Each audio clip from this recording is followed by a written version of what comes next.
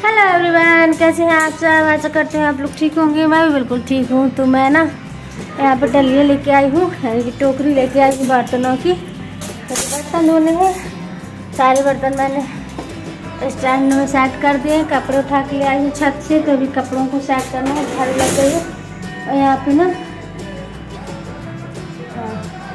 नल आ गए थे तो पानी भरा गया है।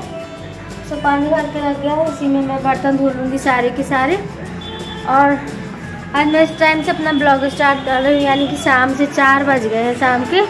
अभी चाय बनानी है, लेकिन अभी नहीं बनाऊँगी। देखती हूँ अगर सर आ जाएंगे पढ़ाने के लिए तो फिर चाय बना लूँगी, वरना फिर तो खुद ही बना लूँगी, मतलब अपने लिए बना लूँगी।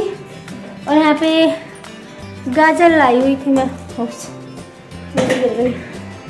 सो अगर बच्चे ऐसे ही खा लेंगे तो ठीक है, नहीं खाएंगे तो फिर मैं इनको हलवा बना लूँगी। और इतना हलवा नफ हो जाता है। मम्मी घर से लाई थी दूध, तो वो रखा है बहुत सारा, मतलब 1 लीटर से भी ज़्यादा दूध रखा हुआ है। तो वो घर का दूध बहुत अच्छा होता है।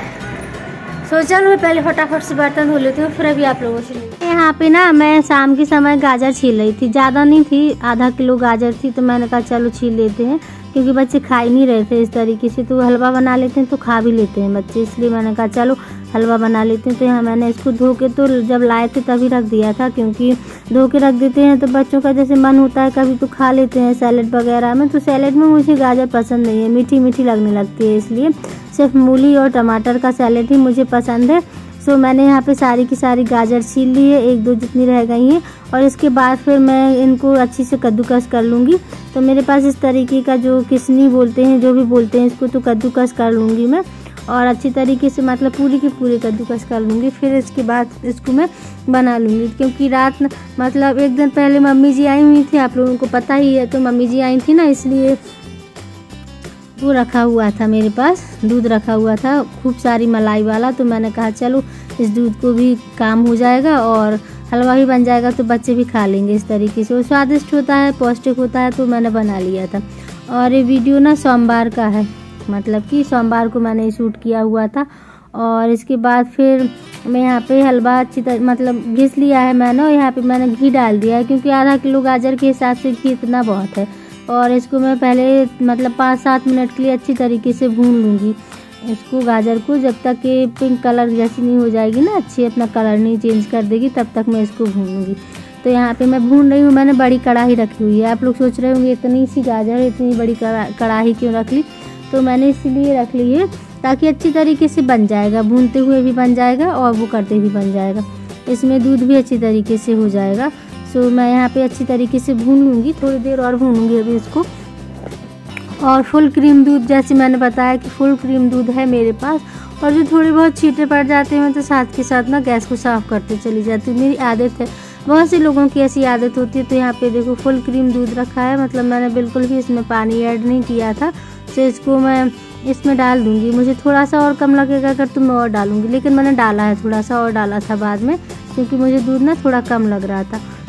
और मावा हो तो मावा भी ऐड कर सकते हैं, मावा से तो टेस्ट ही बढ़ जाता है, लेकिन मैंने मावा ऐड नहीं किया है क्योंकि था नहीं और घर का दूध था, तो इसका मैं मावा भी बना लेती। तो फिर मैंने कहा चलो डबल काम क्या करना, कि पहले मावा बनाओ फिर हलवा बनाओ। तो मैंने इसी तरीके से दोनों चीज़ें बना ली। तो देखो मैंने थोड़ा सा दूध और ऐड कर दिया है इसमें, और ज़रा सा ही बचाया है मैंने उतने दूध में। और देखो अच्छी तरीके से खौलने लगा है यहाँ पे। तो मैं इसको खौलने देती हूँ, तब तक दूसरे काम कर लेती हूँ, है ना, और खोलने दूंगी इसको। तो गाइस यहाँ पे देखो मैंने हलवा चढ़ा दिया है और अभी इसको पकना है कुछ देर तक, क्योंकि मैंने फुल क्रीम दूध डाला था जो कि घर से आया हुआ था ना, उसमें मैंने थोड़ा सा पानी मिलाया था, क्योंकि बिल्कुल पानी नहीं मिलाए बिना उबालते नहीं है। तो यहाँ पे थोड़ा सा पानी डाल के मैंने गर्म किया था, तो सारा का सारा दूध डाल दिया। इतनी गंजी थी, मतलब कि पतीली भर के फुल, तो इतना सा कप 1.5 कप दूध बचाया है मैंने। तो यहाँ पे से माच में पकाऊंगी मैं इसको, और चलती हूँ दिखाती हूँ। बाहर पतिदेव लाए हैं कंडे, तो बनेंगी भाटा ककरिया। घर पे ही आग जला रहे हैं, मैं बताती हूँ आप। तो यहाँ पे ना पतिदेव आग लगा रहे हैं, मतलब कंडों में आग लगा देंगे तो उससे हो जाएगी। पीछे से थोड़ी सी आवाज़ आएंगी तो उसको इग्नोर कर दीजिएगा।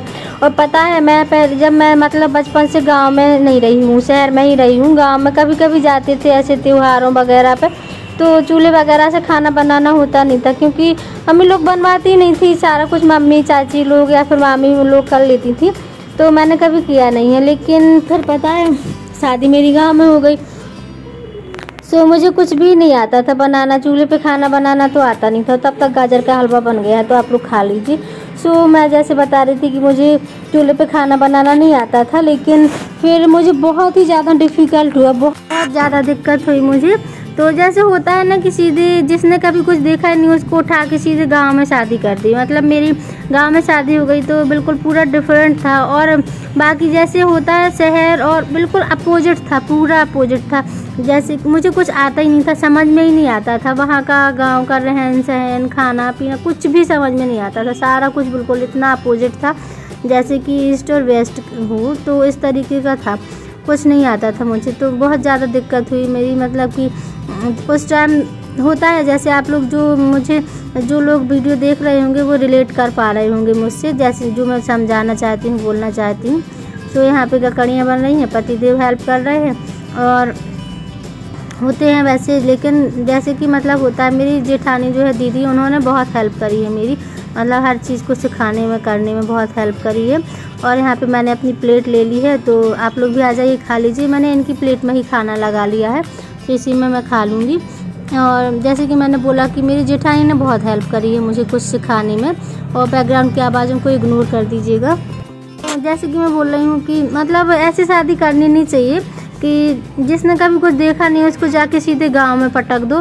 पर मम्मी पापा की गलती नहीं बोल रही हूँ, मेरी किस्मत होगी तो वहाँ पे मेरी शादी हो गई गांव में।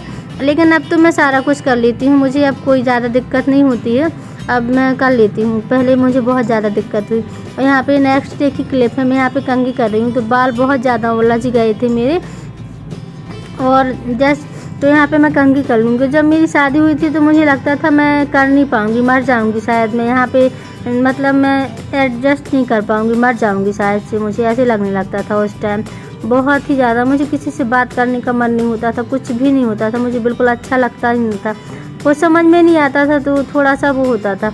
सो वैसे लड़कियों को सारा कुछ सिखाना चाहिए। अगर शहर की उनकी किस्मत नहीं देखी किसी ने, शहर हो या देहात हो, कुछ भी हो, सारा कुछ सिखाना चाहिए लड़कियों को। तो मैं कोशिश करती हूँ कि अदिति को गांव का और शहर का दोनों चीज़ें सिखाऊं, कि कल के दिन अगर उसकी शादी गांव में होती है तो उसको दिक्कत ना जाए, या फिर शहर में होगी तो भी दिक्कत ना जाए।